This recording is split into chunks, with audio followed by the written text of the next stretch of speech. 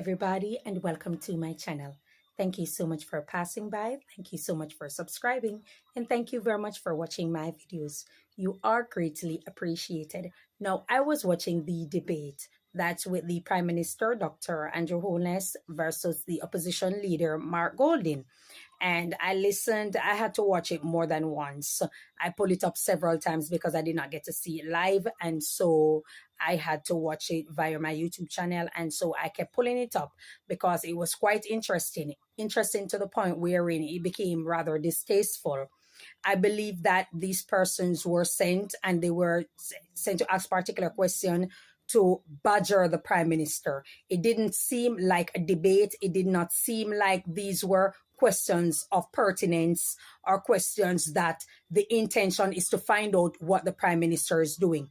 Now, my knowledge based on the debate involving the prime minister, it should be based on development of the country. It should be based on the intention, the agendas moving forward, and also concerns from different bodies, whether it be the public sector, private sector, regular civilians, and such.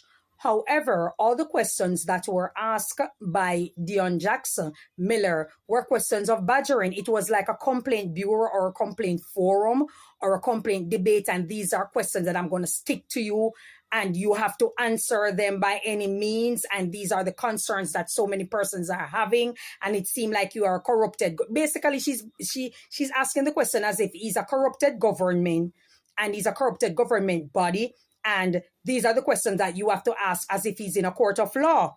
And I think it was very rude. It was very abrupt and very distasteful.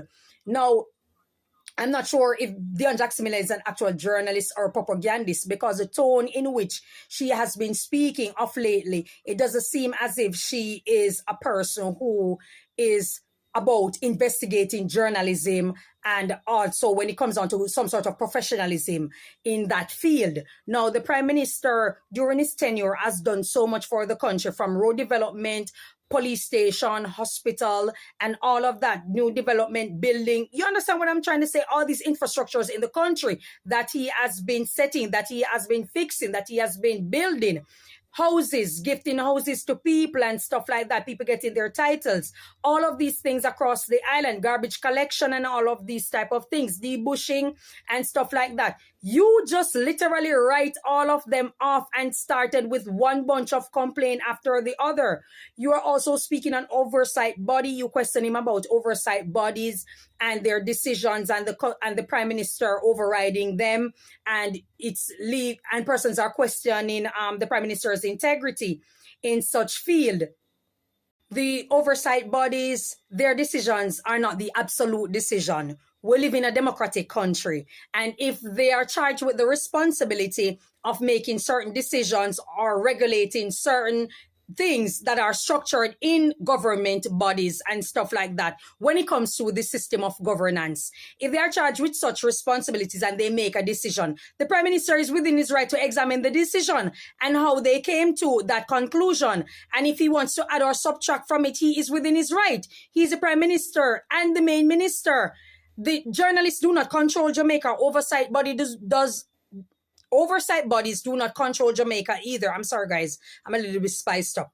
Oversight bodies do not control Jamaica either. You understand? The prime minister is the main minister and he's within his right to make drastic decision when he sees fit. No. Is he a bully or is he dictating? Absolutely not. Because if he was, he would not have given them more authorities or authority to make drastic decisions. So I do not get what Dion Jackson Miller was trying to add to the debate. But like I said, it did not sit well with my spirit. It did not come off as genuine. It did not come off like you really wanted to ask questions. I mean, I could get if the questions were like, we see that you're doing this. We see the building of the new police station here, the fixing up of a hospital there. We see this. But many persons are questioning this and questioning that. And the questions were never of such tone. It was like you want to rubbish all the development that are taking place across the island to focus on the complaint of many. And that's what the debate was all about. Now, looking at the situation, right? We have Mark Golding, who is the opposition leader. Mark Golding is the head of FinSac back then, you understand, who pulverized the economy single-handedly with the help of the then finance minister, literally pulverized the economy. And Dion Jackson Miller is sitting down there claiming to be a great investigative journalist and all of that, and did not ask one question about FinSac and about this man who has an intention to lead the country and want to be responsible for taxpayer money and all of that. You chose not to ask any question about FinSac, and it was very, very disheartening. And I'm wondering, what kind of journalism is this?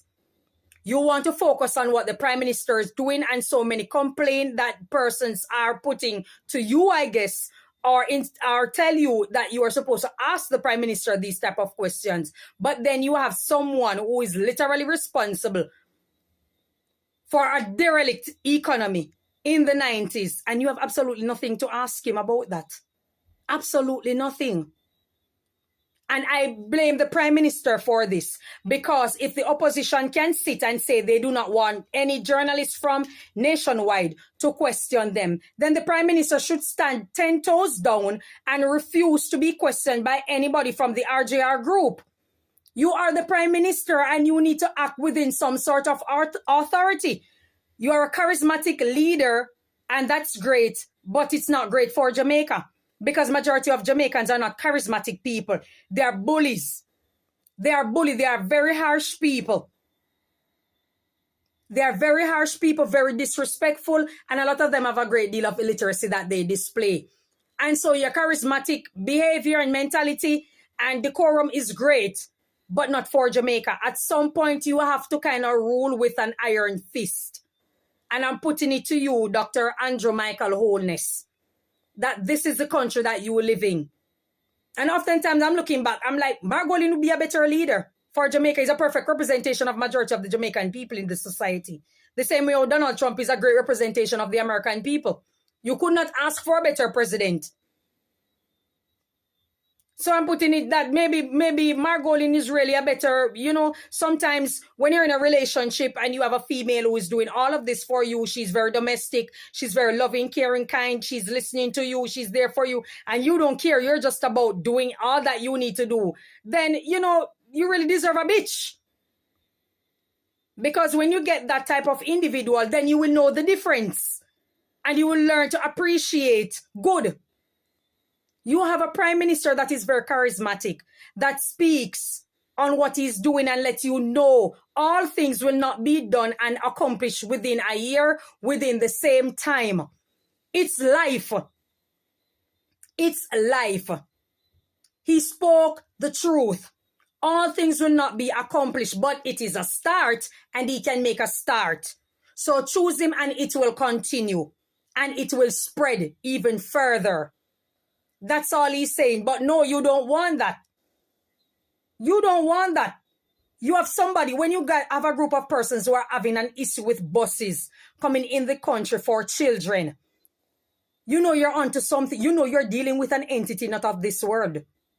You're dealing with an entity not of this world. And I cannot believe how Dion Jackson Miller sat down and decided. It's like she couldn't wait.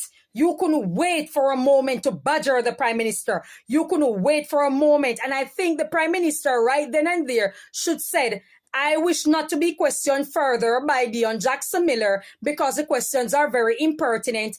And for so many development that has been taking place across the country, there is no question along that line, but all the questions are rather negative and from a complaint angle. And I wish not to partake in it.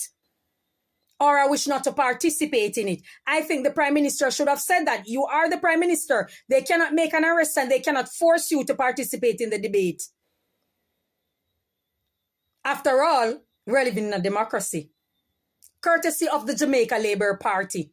Some of you are so hell-bent on PNP. Why don't you move to Russia and Cuba? Why don't you move to Russia and Cuba? The prime minister is doing so much and is trying so hard to make life so comfortable for a lot of persons. Yes, we're going through a financial strain because he's trying his best to not only balance and stabilize the economy, but also to grow the economy. So when you grow the economy, there will be more grants for business, scholarship, all these type of things. You understand me? Housing will be more affordable for the younger generation, mid-generation, older generation. So things do in fact take time. We are coming from an era where 18 years, there was nothing like this.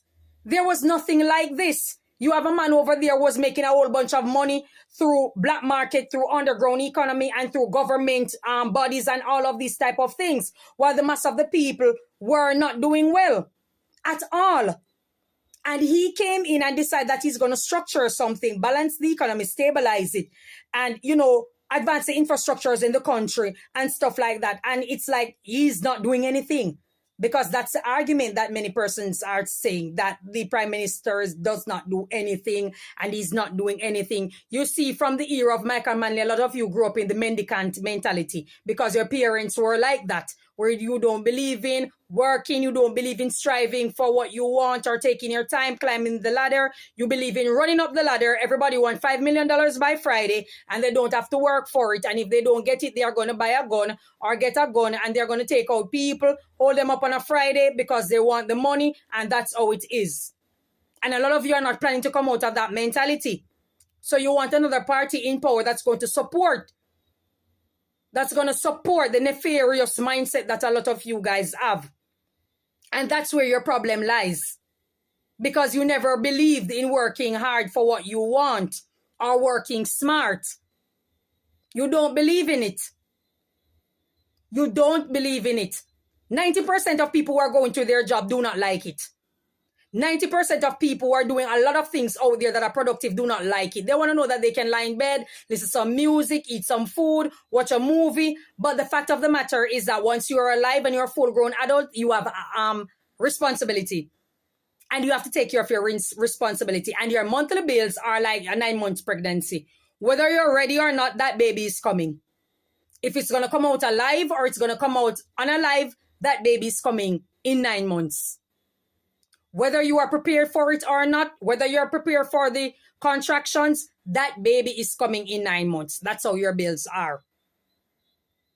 So if you're an adult and you have no intention of doing anything productive with your life and you're waiting for another government to come in power to make things right for you, it's going to be a very, very, very sad day. No sooner we will end up like Haiti. No sooner we'll end up like Saint-Domingue.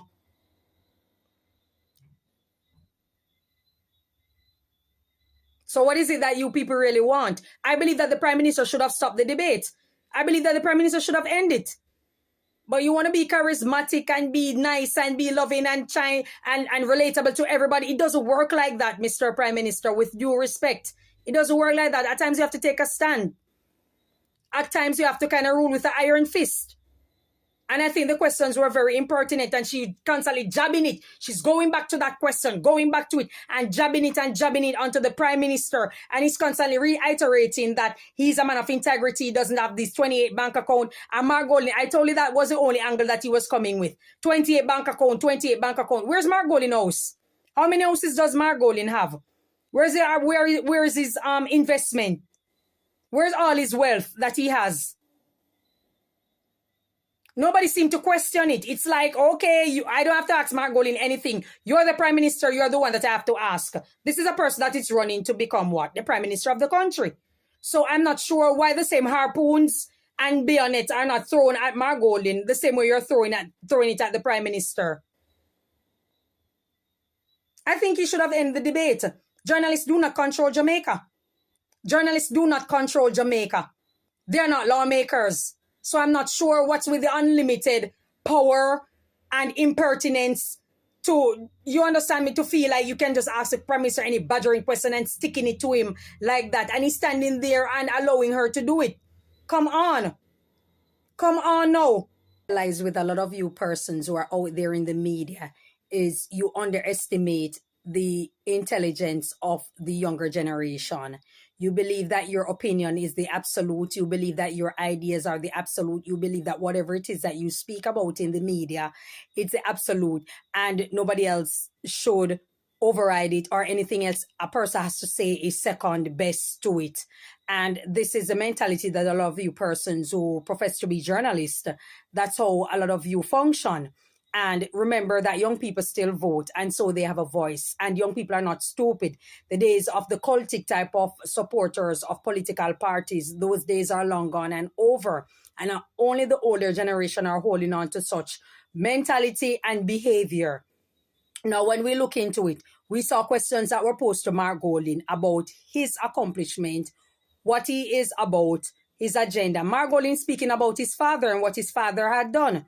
No, I didn't hear about him pushing anything, starting anything, being a part of anything, associated with anything, trying to get overseas individuals in the diaspora, and not only in the diaspora, but also other foreign countries out there to participate in some sort of development, even when it comes to disability and stuff like that, because the question really was around disability. We didn't hear anything of such. He's only speaking on what his father had started and stuff like that.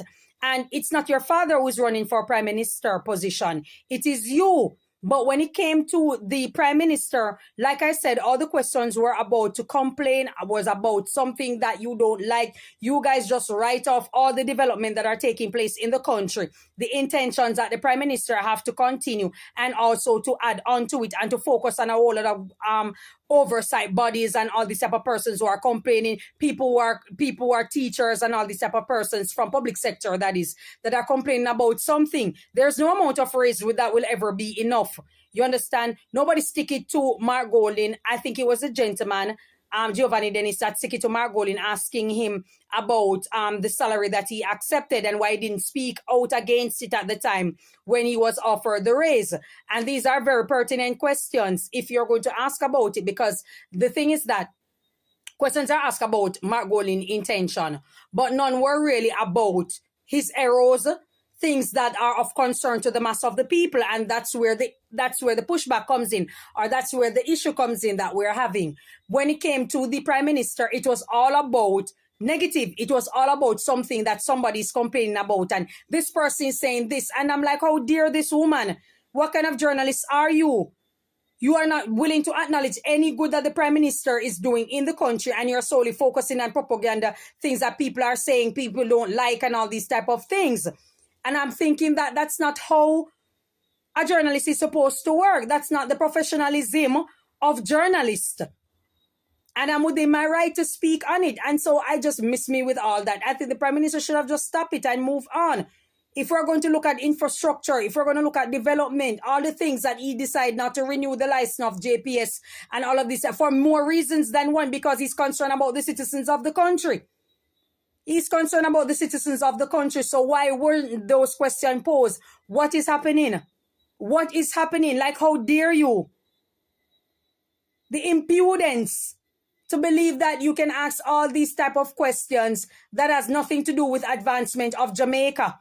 Nothing to do with advancement of Jamaica than your persons in your part, like persons in charge. We can ask all these type of questions. A whole lot of things are there that people can question about the Integrity Commission. And persons are within their right to ask the question just the same. But it seemed as if that you guys were just, couldn't wait. You couldn't wait for a golden opportunity to start badgering the prime minister.